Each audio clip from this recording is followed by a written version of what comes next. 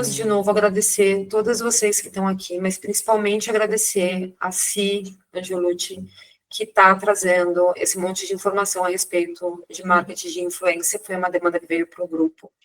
Então, agora eu vou ficar aqui no meu modo aluna. Eu espero que essa seja a primeira de muitas aulas que a gente venha a trazer para o coletivo. Então, estamos abertos a sugestões. Quem quiser também dar aula, quem dominar um tema, a gente sempre vai querer dar espaço para vocês, e é para isso que a gente existe. Sim, brilha. Vamos lá. Bom, meu nome é Simone, né? Tenho 55 anos, entrei na publicidade com 18, já entrei na terceira maior agência do Brasil, na época era Salles, que hoje o Grupo Publicis comprou, e já trabalhei em vários segmentos dentro da publicidade. Então, já trabalhei em agência, produtora, agenciamento artístico, eventos, agência digital, agora estou no cliente. Então, eu tenho um pouquinho da visão aí 360 da nossa profissão. E só que o que eu mais gosto, que eu sempre fiz, que eu comecei desde a época do offline, né, com agenciamento artístico, de ator, atriz de novela, porque não existia internet na época, puxou, me trouxe para a questão do online, do influenciador, né? Vamos dizer que é a versão 5.0 aí do ator. Então, gostei dessa área, me especializei nela. E aí vou contar um pouquinho para vocês, vou começar a apresentar. Eu achei interessante, como todo mundo já é do mercado, não ficar muito naqueles conceitos básicos que a gente já sabe, né? Como fazer uma curadoria, como entrar numa plataforma como a Hype, como a Imai, enfim. Então, eu fui um pouco mais para frente, tentar trazer coisas que já estão rolando e que eu acho que pode ter um caminho mais bacana dentro do que a gente possa oferecer para um cliente. Então, o que eu começo com essa introdução aí? Todos nós, na verdade, somos influenciadores, né? De alguma forma ou outra, a gente sempre influencia alguém, influencia o filho, influencia a amiga. Então, a gente sempre tem esse papel de influenciador na vida das pessoas, dentro da nossa empresa e dentro da nossa função. E aí, tem uma frase que diz, influenciar não é vender, é inspirar. Será mesmo que a gente não vende? Porque é muito bonito quando a gente diz assim, que o influenciador ele não é uma plataforma de vendas, né? Ele é um elemento que vai trazer questionamentos e ideias. Não é bem assim, isso é muito bonito, mas a gente sabe que na prática não funciona assim, né? Então, conceito básico, marca de influência, estratégia que usa criadores de conteúdo para promover produtos, serviços ou marcas de forma autêntica direcionada. Por que eles são influenciadores e por que eles são usados? Porque ele tem um público fiel, engajado, que acredita nas suas recomendações e aí vai trazer impacto e credibilidade para a publicidade, para uma marca. Autenticidade, isso é uma coisa extremamente importante para um influenciador. O influenciador, ele que não compartilha ideias reais, experiências pessoais com o produto ou uma marca, mesmo que ele ainda não a venda, ele não seja um embaixador da marca, se ele não traz isso como verdade, até mesmo no discurso, até mesmo no conteúdo que ele grava, não funciona. Então, não adianta, você pode contratar o cara mais bacana, o influenciador mais bacana, se ele não passar credibilidade, passar a questão do orgânico, não funciona. E o que ele tem que ter? O engajamento, porque o público ele interage mais com conteúdos recomendados. Então, o que acontece? Se eu trago uma informação para você e você acredita em mim, lógico que você vai interagir muito mais quando eu estou te contando que um produto é bom, que uma empresa é boa, que uma marca é boa. Isso básico do básico, tá? Tá rodando. Aconteceu aqui. Bom, por que é importante para as marcas a gente ter influenciador? Faz parte da estratégia, é um pedacinho da estratégia, a gente sabe que não dá para colocar toda a carga de um sucesso de uma estratégia de marketing dentro da área de influência. Por que ele é importante? Porque ele traz o alcance e engajamento, né? Os influenciadores, geralmente, eles têm um grande alcance em plataformas, né, nas plataformas de mídias sociais, que faz com que as marcas atinjam os públicos específicos que eles têm necessidade de chegar, eles têm seguidores, esses influenciadores, que confiam nas suas opiniões e recomendações. Credibilidade e confiança, novamente, a gente sabe toda a questão do cancelamento, o que implica para uma marca, não só para o influenciador, mas também para a marca que ele está divulgando. Segmentação precisa, né? O influenciador, ele tem os nichos, alguns deles nichos bem específicos de seguidores, o que faz com que as marcas consigam segmentar com bastante precisão o seu público-alvo, né? Isso é muito útil para marcas que querem alcançar grupos demográficos bem específicos. Aí a gente está falando em conteúdo autêntico e criativo, é necessário, senão também não consegue engajar, não consegue transmitir criatividade, não consegue transmitir a mensagem que a marca e ele também quer passar. Isso tudo traz o quê? Traz o aumento das vendas e do ROI, por isso que é importante também dentro de uma estratégia, né? E aí o acompanhamento de tendências. Então, tudo isso faz com que eles sejam muito importantes para a marca. Então, a estratégia de marketing de influência é importante para as marcas porque ela traz todos esses pontos. E todos esses pontos vêm através dos influenciadores. E aí, o básico do básico, que todo mundo, né, mais ou menos já sabe, a classificação dos influenciadores, que a gente está falando em nano, micro, macro, mega e o GC. Os influenciadores do GC eu usei muito numa última empresa que eu trabalhei, uma empresa de marketing de performance e de influência, de branding e de performance. Por quê? É um tipo de influenciador que a gente depois pode falar bem mais lá na frente, que ele tem um custo-benefício muito bom para a marca. Lógico que não dá para você construir uma estratégia só com o influenciador e o GC, mas ele consegue ser um recheio bem interessante, bem pertinente para muitas estratégias. As campanhas que a gente normalmente usa, né? Awareness para alcance, impressão, visualização, engajamento para curtida, comentário e compartilhamento, conversão, que é hoje um grande ponto que todas as marcas querem, é o tal do brandformance, né? Tem o brand, mas acaba puxando mais para performance, e não tem jeito, né? No fim, todos caem nesse famoso conversão que cai no ROI. Funil de influência, que a gente tem o topo do funil, o meio do funil, o fundo do fundo de funil, que é o básico do básico aí, para a gente começar a construir uma estratégia. Bom, as estratégias avançadas, né, elas requerem segmentação avançada, e aí a gente tem que ter alguns dados comportamentais para poder escolher esses influenciadores, que são as ferramentas que normalmente eu já trabalhei, gosto e recomendo bastante, com a Hype, acho maravilhosa, a Imai, maravilhosa, a Modash, gosto, tem um pouco de algumas restrições, a Influence.me eu acho que também é boa, mas eu ainda particularmente gosto muito da Hype e da Imai, eu acho que elas são bem completas e são bem interessantes. E as ferramentas de monitoramento, também Hype, a Sprinkle, Google Analytics, e aí a questão de configurar os ETMs para rastrear os links e medir as conversões desses influenciadores.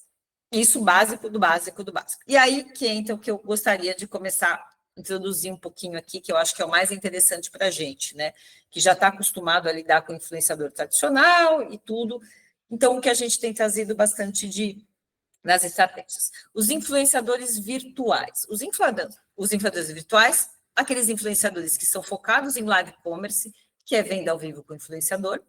Aqueles influenciadores de diversidade e inclusão, né? Que trabalha com influenciadores representativos, então a gente sabe que são os nichos, né?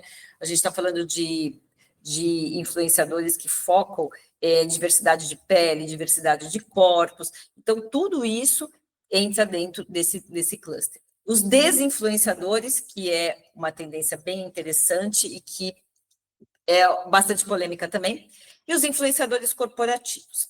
Então, eu foquei hoje a nossa conversa muito nesses pontos, nesses tipos de influenciadores que eu acho que tem bagunçado, às vezes, um pouquinho o mercado e a cabeça do cliente. Então, os influenciadores virtuais. Então, a gente sabe que a gente tem hoje a inteligência artificial que está dominando tudo. Então, todo mundo, todas as empresas acabam usando o chat GPT para usar como inspiração para muita coisa. A gente tem o Adobe Firefly, que cria as imagens e tudo mais. Então, o que acontece? Já faz parte da realidade da gente, né? Então, isso não tem mais como a gente voltar atrás. Não tem como. Só que aí, quais são os prós e os contras, né? De você ter um influenciador digital? O que acontece?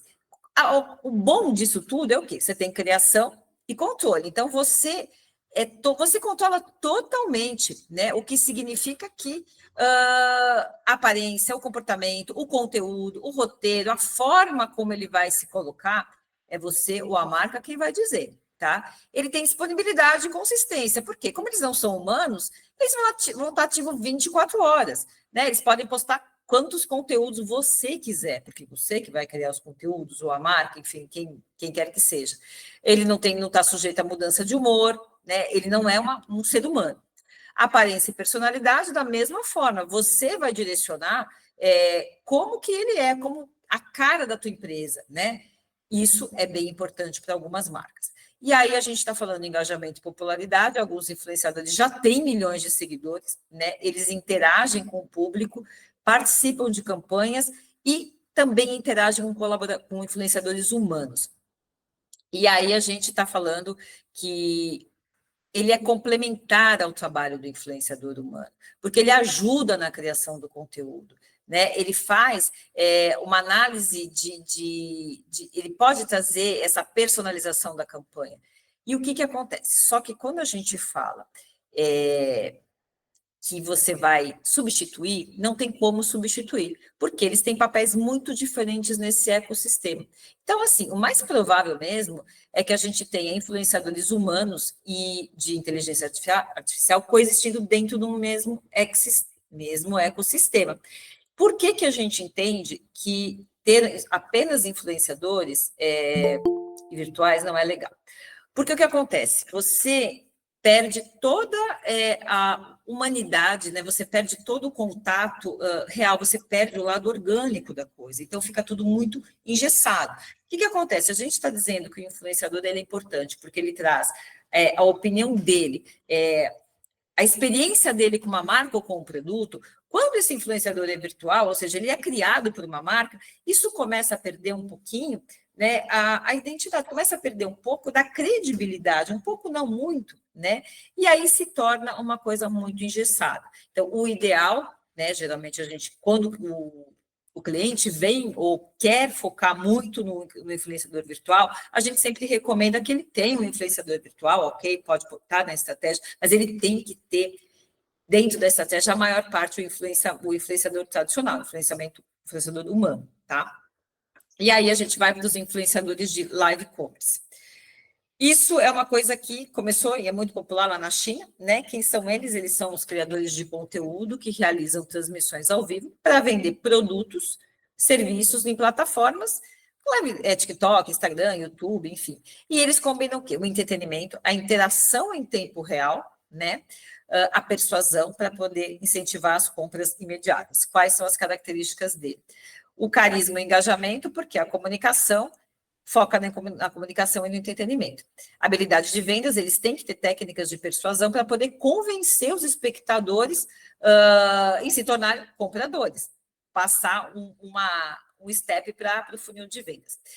Eles têm interação em tempo real, tem que ter, porque eles têm que responder dúvidas, eles têm que fazer demonstrações, eles têm que criar um senso de urgência nesse espectador que está assistindo essa live, né? Tem que conhecer o produto muito bem, tem que saber destacar os benefícios diferenciais dos itens promovidos, uso de gatilhos mentais. Eles usam, a gente já sabe, né, a questão da escassez, restam poucas unidades, a urgência da compra, né? Tudo isso, por quê? Precisa impulsionar a compra naquele momento da live. Então, é um influenciador que ele é praticamente um vendedor. E por que é importante? Qual é a vantagem do live commerce, né? Ele aumenta a taxa de conversão, porque o engajamento ao vivo acaba incentivando as compras de forma instantânea. Ele desperta uma maior confiança no consumidor, porque quando você vê o produto sendo testado ao vivo, você pode tirar as dúvidas, você pode ali fazer comentários, você pode interagir dentro dessa live, e você acaba ficando mais propenso a comprar o produto ou o serviço, né? Aí ele tem uma interação nova, que é o que decorre disso, ele interage com a audiência. Então, o público, de novo, ele pode perguntar, ele pode conseguir respostas em tempo real, né? Só que ele também pode confrontar o vendedor, e a gente vai chegar ali nas vantagens, né? Ele traz amplificação do alcance, porque as plataformas impulsionam essas transmissões ao vivo e alcançam mais pessoas. Possibilidade de ofertas exclusivas. Então, você pode dar descontos especiais na live, né? E aí, coisas que talvez você acabe criando um senso de exclusividade para quem participa disso. Quais são as desvantagens? Bom, Se poucas pessoas assistirem, o impacto das vendas será menor, não tem como a gente prever isso. Mesmo você impulsionando e fazendo tudo mais, os convites, tendo tempo, né, o tempo de aprendizado lá do Invite. Imprevisto técnico, você pode ter uma conexão ruim, você pode ter uma falha no áudio, você pode ter falha nos produtos na hora que você vai testar, porque é ao vivo, é uma live. Exige um influenciador muito preparado. Se o influenciador que não tiver carisma, não tiver estratégia, não tiver jogo de cintura, porque é ao vivo, né? A live ela pode ser monótona, ela pode não ser persuasiva, e as pessoas começam a sair da live porque não interessa, né? E nem todos os produtos funcionam bem na live. Imagina, você está lá vendendo, por mais que ele teste, na hora ele tira da caixa, vai mostrar ao vivo como é que liga, o negócio não liga. Então, essas são as maiores desvantagens do live commerce, tirando que a gente, pelas poucas lives que eu participei, que eu coloquei influenciadores, vou ser bem sincera, não teve o resultado que o cliente imaginava que teria, mesmo tendo influenciadores bem preparados para uma live. E aí a gente vem para o outro ponto, que são os influenciadores de diversidade, que são aqueles criadores de conteúdo que a gente já colocou lá em cima, que eles promovem inclusão, representatividade em diversas áreas, gênero, raça, orientação sexual, deficiência, cultura, e eles trazem, né, para a sociedade essas vozes que muitas vezes são marginalizadas, para conscientizar o público sobre temas sociais importantes. E ele traz essa voz, ele traz essa autoridade no assunto das marcas e o seu público que se identifica com essa diversidade. Quais são as características desse influenciador? Ele tem que ter autenticidade e representatividade, porque ele vai compartilhar suas experiências e vivências de uma forma genuína. Engajamento com as causas sociais, que é o óbvio, né? Eles atuam nas pautas como inclusão, equidade, respeito, por isso que faz todo sentido você ter acima a autenticidade e representatividade. O que ele traz? Ele tem que trazer a educação e a conscientização. Por quê? Ele vai informar sobre um tema importante. Ele precisa desmistificar o preconceito. E ele precisa incentivar a mudança de pensamento de uma sociedade e muitas vezes acaba trazendo o caminho inverso. Ele acaba trazendo uma conscientização para aquela marca que o contratou. E muitas vezes, as marcas até contratam porque, bacana, eu vou contratar o fulano porque ele atinge o nicho tal. E essa marca, quando ela começa a entrar em contato com o trabalho desse influenciador, ela também acaba passando por esse aprendizado e por essa mudança. Bom, criação de comunidade, eles acabam formando seguidores leais que se identificam com as suas histórias. E a parceria com marcas inclusivas, ou seja, marcas que têm esse engajamento, que têm essa bandeira, né? Empresas que já valorizam a diversidade e a responsabilidade social. Então, essas são as principais características de influenciador de diversidade. Quais são as vantagens e quais as desvantagens? Bom, ele amplia o alcance e o engajamento, portanto, ele gera mais impacto, né? Fortalecimento da imagem da marca, que é um porquê? Através do compromisso com a inclusão. Quebra estereótipos, então ele traz uma sociedade mais igualitária e informada. E ele cria uma maior conexão com o público, porque as pessoas que se sentem representadas, elas são mais propensas a interagir, consumir. E quais são as desvantagens? Aí a gente tem os famosos ataques, os haters, né? Muitos deles enfrentam discursos de ódio, preconceito online. Então, muitas vezes, a marca coloca um influenciador lá para fazer um publi, uma post, e aí você sempre tem aquele comentário desagradável, você sempre tem, às vezes, aquele comentário até que precisa ser bloqueado, enfim, que é muito delicado isso, não só para o influenciador, mas também para a marca, né? Os desafios na monetização, algumas marcas ainda resistem a investir em campanhas mais inclusivas, eles ainda são muito resistentes, acreditam que você apostar no influenciador de diversidade tem medo, pode causar algum tipo de, sabe, de afastar um outro público que é mais tradicional, e isso é um desafio muito grande. Pressão para representar um grupo inteiro. Frequentemente, eles são cobrados, né, para falar por toda uma comunidade. E isso também acaba trazendo um ponto delicado para a marca, porque a marca se sente ali na berlinda, pressionada. E o risco? As empresas, elas podem, aquilo que a gente falou, usá-los apenas para poder parecer inclusiva, para poder ser bacana, tô na onda, sem uma mudança real. Então, acaba que o influenciador, ele se vê numa situação onde ele fez uma publicidade e aquela marca, ela está lá só para constar, né? É só um trabalho comercial, porque, na verdade, a marca não está agindo conforme o que ela está publicando. Então, isso, para a marca, é uma desvantagem, só que para o influenciador também é uma desvantagem. E aí a gente vai entrar nos desinfluenciadores, que é uma coisa um pouquinho mais polêmica. Já cheguei a usar também, e realmente é bem delicado. Os desinfluenciadores, eles são os criadores de conteúdo que eles, na verdade, justamente por eles não serem a favor desse superconsumismo, do consumo impulsivo, né, do marketing tradicional de influência, enfim, eles não incentivam as compras, mas eles alertam sobre produtos que valem e que não valem a pena. Eles questionam as tendências e eles tentam sempre promover uma forma de consumo mais consciente. Esse movimento, ele é uma resposta, né, para o excesso da publicidade nas redes sociais. E aí, o que acontece? Eles lutam contra justamente o que a gente falou, influenciadores que fazem publis apenas por fazer, porque é uma parceria paga, mas eles nem usam o produto, eles não acreditam na qualidade, não faz parte da vida deles. A gente está falando da publi pela publi, né? Então, quais são as características desse desinfluenciador, dos desinfluenciadores? Eles expõem a verdade sobre os produtos, sem tentar vender algo. Aí a gente está falando da sinceridade e a transparência que eles têm. Eles questionam as tendências e o impacto desse consumismo exagerado. Muitas vezes eles indicam assim versões mais baratas e eficientes de produtos.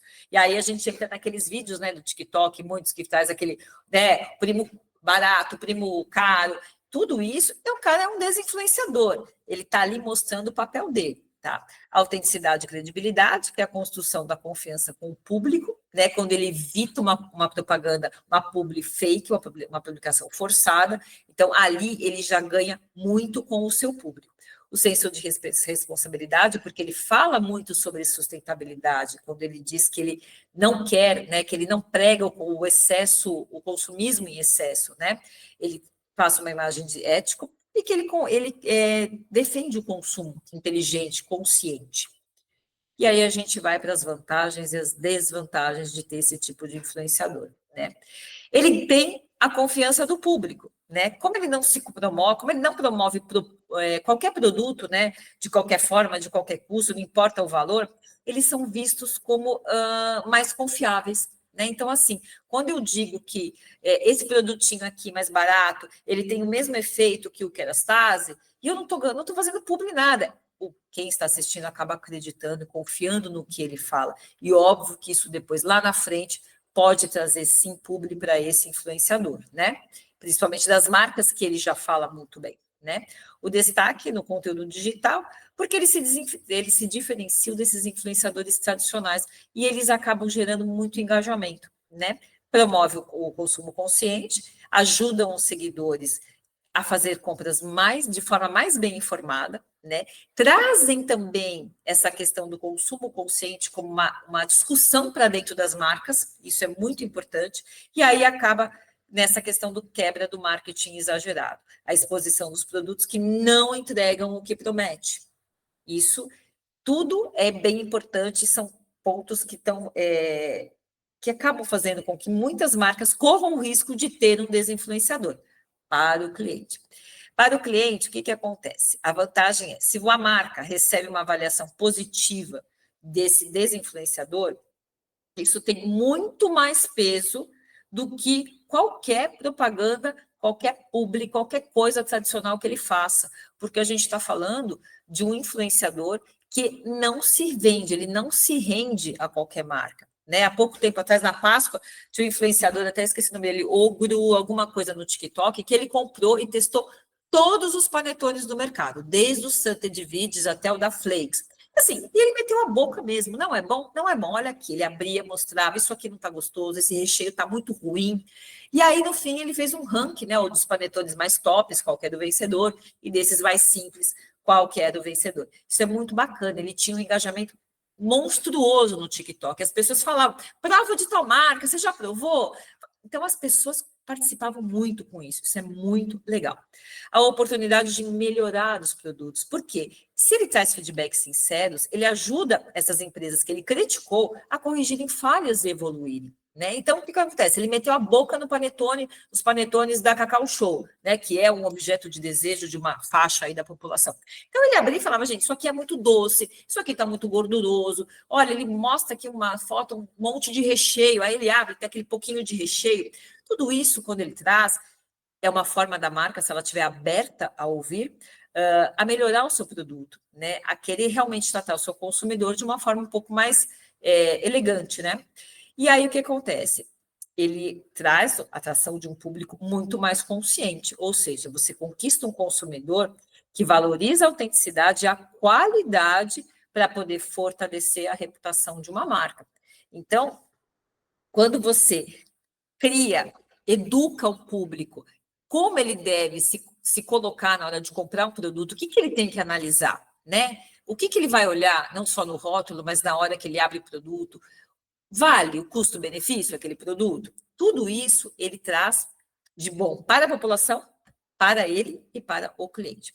E aí ele acaba, a marca, ela acaba se colocando no posicionamento como uma empresa transparente, né? Ela trabalhar com influenciadores críticos, ela mostra que ela não tem medo, ela confia no produto dela. E ela não tem um problema em colocar um desinfluenciador, porque ela confia, ela sabe o que ela entrega. Aí a gente vai falar um pouquinho das desvantagens dos desinfluenciadores. Tem dificuldade de monetizar? Sim, muitas marcas evitam essas parcerias com criadores que só criticam, não só criticam, mas que criticam bastante alguns produtos, principalmente esses produtos, né, que a gente fala que são as marcas queridinhas, né? Eles têm entram em conflito com outros influenciadores, por quê? Ele pode gerar uma rivalidade com o influenciador tradicional. Então, assim, eu sou influenciador que vai falar super bem, né, do panetone da Cacau Show, tô lá, e aí vem esse cara que vai lá e fala a realidade, né? Ele pode correr o risco de ser extremamente negativo, né? Então, as pessoas começam a olhá-lo como um cara que só fala mal, que só critica, que apenas elogia um produto ou outro, ou seja, ele passa a imagem, pode passar a imagem de um grande reclamão dentro das redes sociais. E aí o que acontece? Quando ele fala mal de uma marca, né, essa empresa, ela pode reagir mal a essa crítica, e ela pode sim buscar ações legais, ela pode ir lá questionar, difícil, assim, é bem difícil, porque daí acaba trazendo mais um ponto, piora mais ainda a situação da empresa, né, porque o cara foi lá, falou a real, você foi lá, comprou o produto, achou que ele falou a verdade, e a empresa vai lá e processa o influenciador. É bem complicado para o influenciador, mas para a marca também. Por que para o cliente pode ser desvantajoso ter um desinfluenciador? Por quê? Ele corre o risco de ter uma exposição negativa, principalmente se o produto dele for criticado. Porque se o produto dele não é bom e ele contratar um desinfluenciador, vai ser complicado. Primeiro que esse influenciador nem acaba aceitando a proposta. Mas se um desinfluenciador acredita naquele produto e outro não acredita, você tem aí um conflito bem complicado de dois desinfluenciadores falando sobre o mesmo produto. Você tem menos controle sobre a narrativa, porque diferente de uma campanha tradicional, a empresa ela não vai direcionar, não tem to-dos, não tem do e don't, né? Ele vai falar a real, o que ele entende que é verdadeiro. Lógico, tem um certo controle dentro do brief, né? Porém, não dá para você controlar o pensamento, o que ele entende como verdade para aquele produto e para aquela marca. Você pode ter uma queda nas vendas, sim, se um desinfluenciador disser que um item não vale a pena, né? Então, muitas pessoas podem desistir de comprar. Então, você vai contratar um cara que vai falar mal, vai dizer para não comprar o seu produto porque ele é caro? Não, óbvio. E aí a gente tem a necessidade de melhorar a qualidade. Então, de novo, aquelas marcas que vendem produtos medianos, que usa muito marketing, mas pouco investimento no produto, essa entrega ela pode acabar sendo desmascarada por um desinfluenciador. E aí a gente vai para os influenciadores corporativos, que muitas empresas, inclusive, têm contratado agências para não só apenas criar uma estratégia, né, com seus influenciadores, mas também para treiná-los, ensiná-los como se colocar como influenciadores. E isso é muito interessante. Bom, são profissionais que estão dentro de uma empresa, né, já são colaboradores dentro de uma empresa e usam suas redes sociais para promover a cultura, os valores, enfim, dessa empresa que ele trabalha. A maior parte acaba se posicionando dentro do próprio LinkedIn, né? Normalmente eles são executivos, funcionários, especialistas, enfim, pessoas que vão compartilhar insights do mercado dentro do que eles fazem, dentro da área que eles trabalham, né? Os bastidores da empresa e as suas experiências pessoais para poder fortalecer a imagem da marca. Esse tipo de influência, como eu falei, tem crescido bastante, muitas marcas têm contratado o pacote completo, que é o quê? A estratégia, toda a narrativa, treinar esses influenciadores, explicar como se posicionar, como ele vai se postar, né, como influenciador da marca, né? Então, as características desses influenciadores corporativos, eles vão compartilhar experiências reais, nem sempre reais, né, dentro da empresa, focando num conteúdo mais confiável. Tem que ter expertise no setor, lógico, eles geralmente são profissionais que são qualificados dentro de uma área e que vão agregar valor ao seu conteúdo.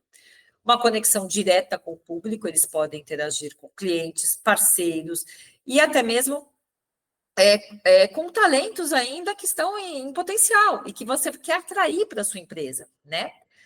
Trazem também o fortalecimento dessa cultura empresarial, então engajam os colaboradores, reforçam a identidade da empresa e também geram o desejo de outros colaboradores quererem trabalhar dentro daquela empresa.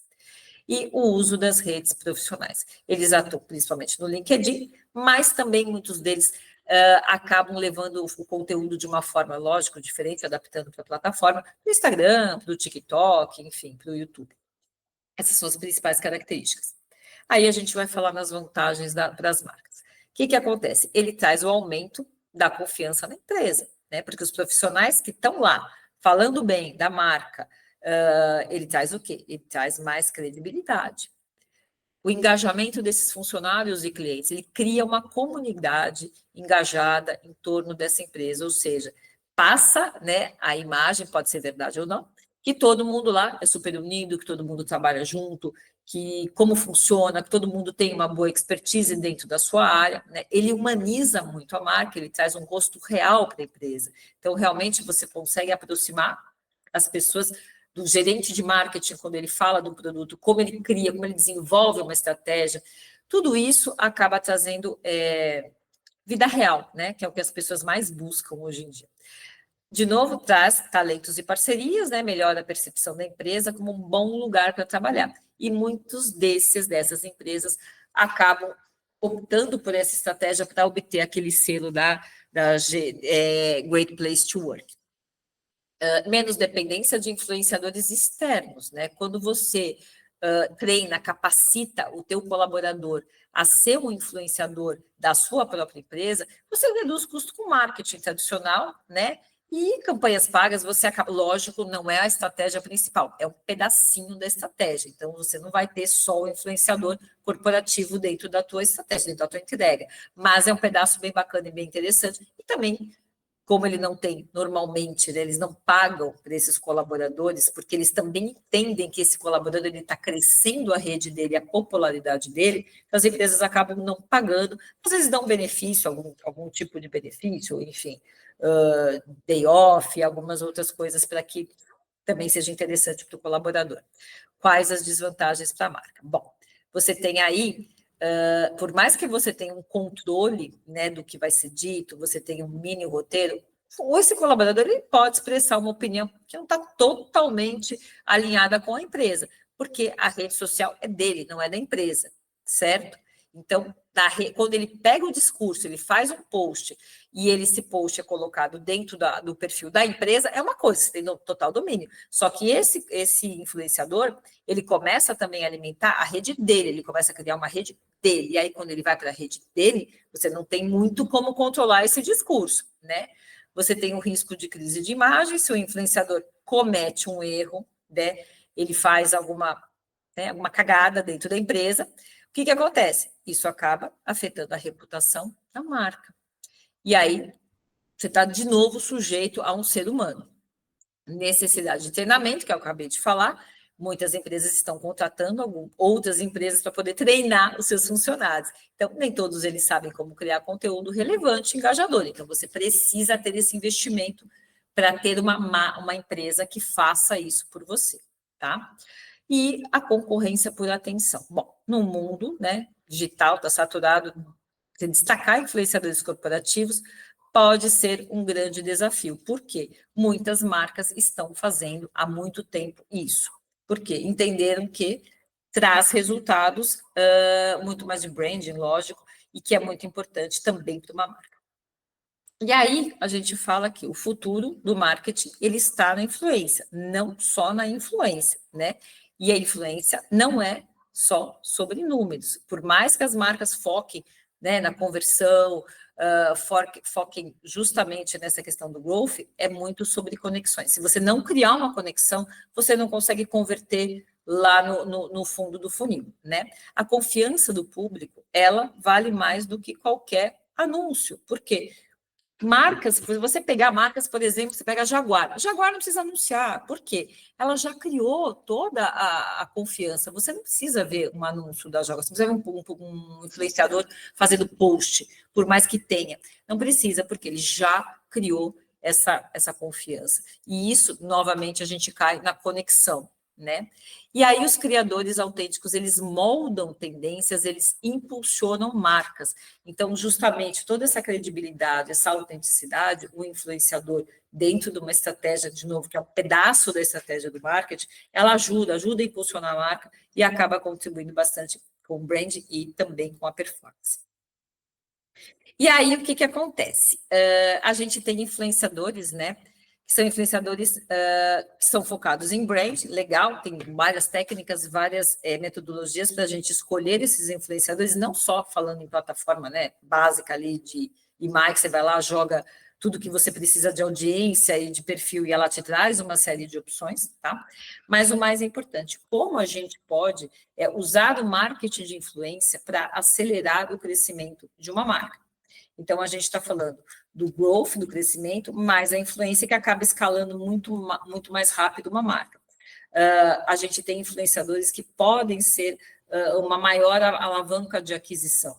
Né? Como você consegue reduzir o CAC com uma influência estratégica?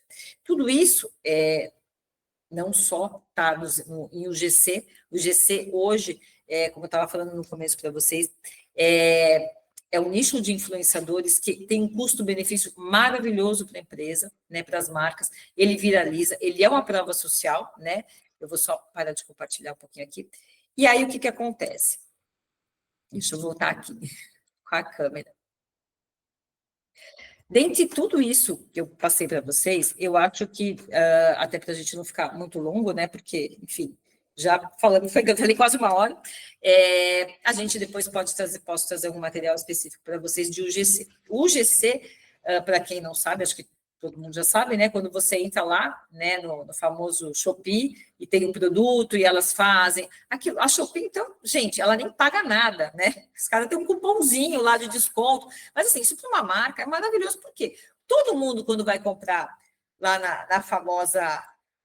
Gente, na Shein, né? O que a gente vai olhar antes de comprar? A gente gostou da roupinha, a gente viu o preço, aí a gente vai aonde? Nos comentários e nas fotos. Isso é o GC. E esse UGC é grátis para a Shein. Praticamente grátis, não paga nada, né? E todo mundo vai aonde? Nos comentários. Então, você está lá numa plataforma de busca de produtos. Então, você vai lá no Zoom, você está procurando uma geladeira. 500 geladeiras parecidas, todas com preço parecido. Como é que você seleciona a geladeira? Pelos comentários. Se ninguém te deu uma dica, esse daqui está falando que essa geladeira consome muito. Nossa, mas esse aqui está falando que a gaveta é pequena. Você vai acreditar onde? No anúncio? Não, você vai acreditar no que a pessoa que comprou está falando. E então, esse tipo de conteúdo, de novo, ele não é o único dentro de uma estratégia. Você tem que ter uma estratégia com vários estilos de influenciadores, depende do que você vai anunciar. Mas o UGC hoje, muitas e muitas marcas estão usando esse tipo de influenciador. Por quê? Eles gravam o conteúdo, quando a gente está falando em conteúdo mesmo, né? Influenciador que vai gravar um conteúdo específico, vai receber por isso, receber um valor, né? É profissional. Você envia para ele do Inont, ele grava do jeito que você quer, ele grava 500 mil versões que você pedir. Imagina, obrigada, Renata. Ele grava todas as versões que você pedir, tudo que você quiser. É um tipo de influenciador que dá zero dor de cabeça, zero, porque ele, na verdade, ele é bem pequenininho, né? Ele é menor que o Nano, às vezes. Então, dá para você ter, às vezes, tem bancos que eu já atendi, que eles fizeram estratégias focadas, algumas campanhas só com o GC, só com o influenciador GC. Então, a verba que ele teria, lógico, não dá para usar só isso, que ele teria para ter uma campanha com, sei lá, um macro, 3 médios, 2 micros, ele focou tudo em UGC. Tudo. E aí, o UGC... isso que eu falei, a gente pode fazer depois uma outra falando só sobre o GC, não é tão fácil também. O que acontece? Esses caras, eles entregam conteúdo para você, ele até pode postar na rede dele, só que a rede dele não é relevante, ele não é grande. O que interessa é o quê? Ele entrega isso para a marca e a marca faz e usa do jeito que quiser. Não importa. Para eles, para esse creator, não importa. Muitas vezes eles até colocam nas redes dele para mostrar para outras marcas como ele é bom no UGC, como tantas outras marcas buscam ele para o UGC. Então, você também pode me contratar, olha como eu sou bom no que eu faço. Então, hoje, gente, a Amazon não vive sem o GC. A Amazon não vive sem o GC, Shein não vive sem o GC, né? Nada dessas plataformas vivem sem o GC. E, geralmente, esses caras que fazem para a Shein, lógico, eles começam colocando os comentários lá, lógico, realmente para partilhar uma verdade de uma roupa que ele comprou e não ficou legal, ou que ficou legal. Mas depois você vê que elas mesmas colocam, coloca sua curtida aqui, coloca seu comentário aqui, porque elas ganham cupom, elas ganham coisas da Shein, entendeu? Por isso que elas pedem isso. Então, é uma estratégia muito bacana o GC, ela faz parte, como eu falei, dentro de uma estratégia maior, e muitas empresas que precisam, que focam em conversão, muitas vezes elas pegam uma campanha específica, um budget específico para fazer uma campanha específica só com o GC.